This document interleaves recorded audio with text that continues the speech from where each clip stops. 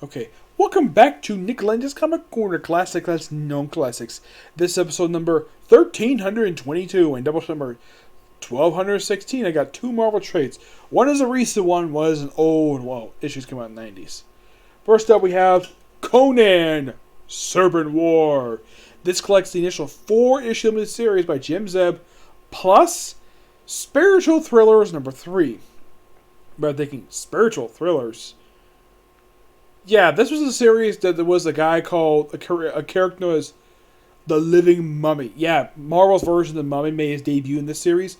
They made debut issue 5, and this is basically, a crossover with Conan team with technically 3 people who have worked, who basically, 2 people who previously appeared in Robert E. Howard works, teams up with Solomon Kane, which, that's interesting though, because before this miniseries was released, Solomon Kane's last appearance in Marvel Comics was back in 1994. This came out in 2019. So this was his first appearance in 25 years at Marvel. But his last comic appearance was back in 2011. 8 years prior to this series. I have never read the series. It's called Robert E. Howard's Savage Sword, which I thought about off-beard Conan as well. Which, you're thinking, who's the redhead? That's Dark Agnes. And this miniseries here, her first ever Marvel appearance. Because her last appearance prior to this was appearing in a handful of issues of also the Savage Sword of Conan. Well, Savage Sword. Yeah, that was her last appearance. Now, in the case of Solomon Kane, he had like 3 miniseries published for Dark Horse. And that's it for him. Yes. And of course, Moon Knight is here.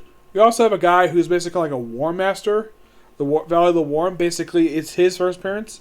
Though I would think, though, they would probably include in here, because it's a crossover team-up story, they would include Solomon Kane's last known appearance at Marvel Comics. It was back in 2 issues of Savage Sword of Conan, issues 219 and 220. I mean, they do have the rights to character again, so why not?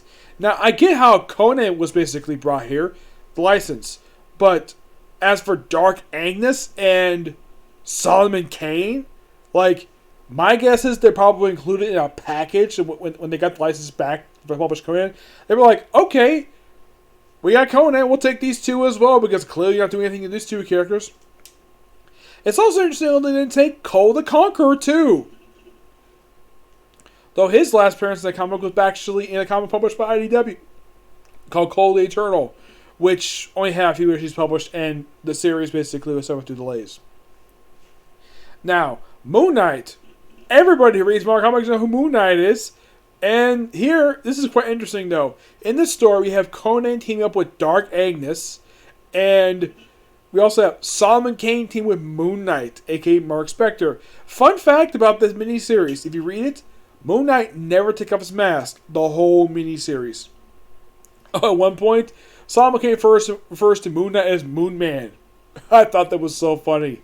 Yeah, this all deal with time travel, and what's the war? What they fighting over? The Serpent Crown, of course. Yes, an object, a crown that has been frequently appeared in Marvel Comics since the 70s. Yes, and now Conan's involved with it because it's sorcery. So why not include having Conan the Barbarian go after it? He refers to himself as Conan the Chimera, but people refer to him as Conan the Barbarian. Yeah. Now this miniseries is written by Jim Zeb, who does a really good job with this.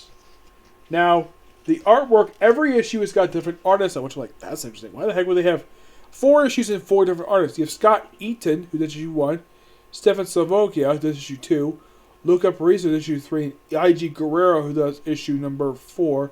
The cover for all 4 issues is by Carlos Pacino, Anki, and one of the colorists of the miniseries, actually, the colorist, the only colorist is the one, Frank D. R. Amedia. Yep. Yeah, while dealing with all the Serpent Crown stuff, this is just a fun miniseries to read. And this was technically the first miniseries that was first of 2 that Conan has been a starring figure of, because ever since Marvel got the character, it seems as though they basically give characters in his own comic book. Like they gave it to first they gave it to Valerie, called Age of Conan, and then it was Britain. This is technically the 3rd miniseries published on the Conan comic books, which is interesting at best. Next one, of course, would be Conan, the Battle for the Serpent Crown, which is the follow-up to this one. And, of course, the character Dark Agnes would get her own miniseries. That got cancelled after 2 issues. Yes, a 5-issue miniseries canceled 2 issues. Reason being, the pandemic. Yep, they announced the book was canceled after just 2 issues. Despite the fact there was 3 more issues at the release, they axed the book after issue 2. Because they had to axe books for some reason. That book basically was actually pretty decent. I kind of wish they would have finished it. Like, there's nothing saying they can't just publish those issues now. I mean, yeah, they did cancel the release of those issues. But there's nothing that they can't release them. Yep. And this overall really fun miniseries. Give this one roughly a 9.5 out of 10. Yeah, a lot of good interaction. The 4 characters don't really meet up with each other until like the final issue. And here's the strange thing though. Solomon Kane has got barely interaction with Conan. Despite the fact he has encountered before in that 2-part story from Savage Conan issues 219 and 220. Interesting little thing about that series. 15 issues after that 2-parter was published, the series ended. Yeah, a little over a year later. But in the case of what happened to these characters afterwards, Conan, of course, still appearing in his own solo books. Well, actually one now. And appearing in the Savage Adventure series and the miniseries Conan Battle for the Serpent Crown. Dark Agnes, like I said, miniseries that got canceled. Solomon Kane. Great to see the guy again, and Marvel does nothing with him. Yeah, he just pops up this miniseries, and that's it. Because I don't think he's appeared since then.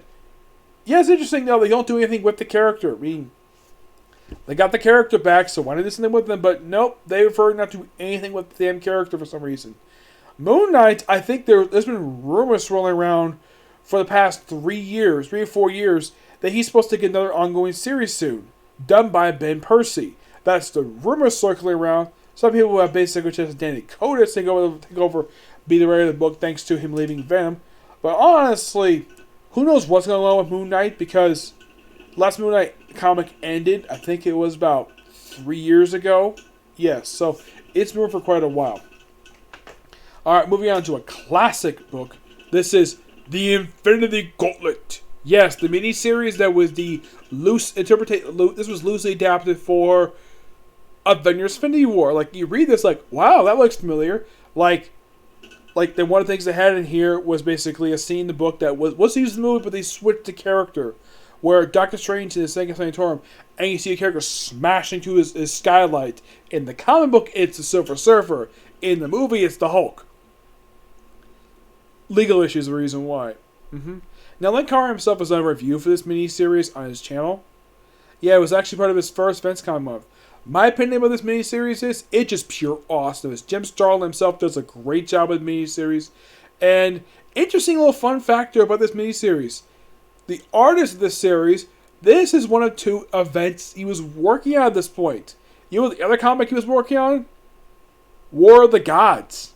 Yeah, he worked on that too.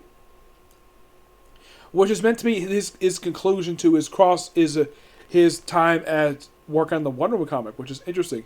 Though the artwork was taken over the last couple of issues by Rob Lenz because George Perez basically had to leave due to scheduling conflicts. But like, there's also about characters disappearing, people disappearing, which the movie all stepped at as well. And the whole thing that with Nova involved here, though her involvement was different than it was in the movie, though basically her being tortured by Thanos, that was true in the movie too, though it was as graphic as it was here. Yep.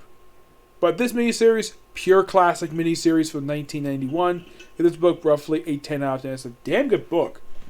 Pity though that the follow-up Infinity War, I do kind of agree, it's not as good as this one. This one just pure excitement. Though this one didn't choose basically, I think the next one they used the whole thing with doppelgangers, which that was interesting to say the least.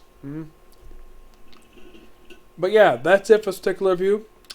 That's pretty much it for videos today, because I don't think I have anything else planned for today. Not that I can think of, no. So, expect to see y'all tomorrow for my review for Attack on Titan. Yep, see you next video. Bye.